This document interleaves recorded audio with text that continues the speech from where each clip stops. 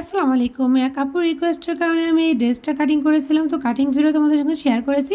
আর আমি বডির পার্টটাতে চিকন পাইপিং কীভাবে করেছি, তো তোমরা কিন্তু চাইলে শিখে নিতে পারো। স্কিপ না করে পুরো ভিডিওটা দেখো। তো দেখতে পাচ্ছ আমি পাইপিংয়ের একটা কাপড়কে ডাবল ভাঁজ করে নিয়েছি, আর ভাঁজ করে আমি আয়রন দিয়ে নিয়েছি। আর এখন আমি 2 সুতা পরিমাণ সেলাই করে যাব পাইপিংয়ের উপর দিয়ে, কিন্তু পাইপিংটা হালকা টান রাখবো। পাইপিংয়ের কাপড়টা যদি হালকা টান রাখো তাহলে এই পাইপিংটা অনেক বেশি সুন্দর ফিনিশিং হয়। তো দেখতেই পাচ্ছ আমি কিন্তু 2 সুতা পরিমাণ রেখে পুরোটা জুড়ে সেলাই করে আসলাম। আর এই পর্যায়ে তোমাদের সঙ্গে একটা কথা বলি, যদি আমার ভিডিওগুলো তোমাদের ভালো লেগে থাকে তাহলে প্লিজ আমার পেজটি ফলো দিয়ে পাশেই থেকো। তারপর আমি 2 সুতা পরিমাণ ভেঙে দিব।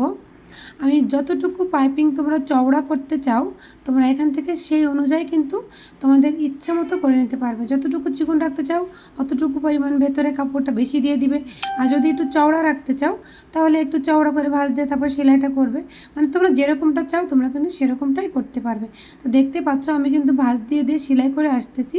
সেলাই করার সময় কিন্তু পাইপিংয়ের কাপড়টা যেটা লাল কাপড় ওটার উপরে কোনো সেলাই পড়বে না, সেলাই পড়বে এই যে বডির কাপড়টা এইটার উপরে, কিন্তু এইটারও বেশি বাইরে আসবে না। এমন একটা জায়গায় দিয়ে সেলাই ফেলতে হবে যেন বোঝাই না যায় যে সেলাইটা থেকে পড়ছে।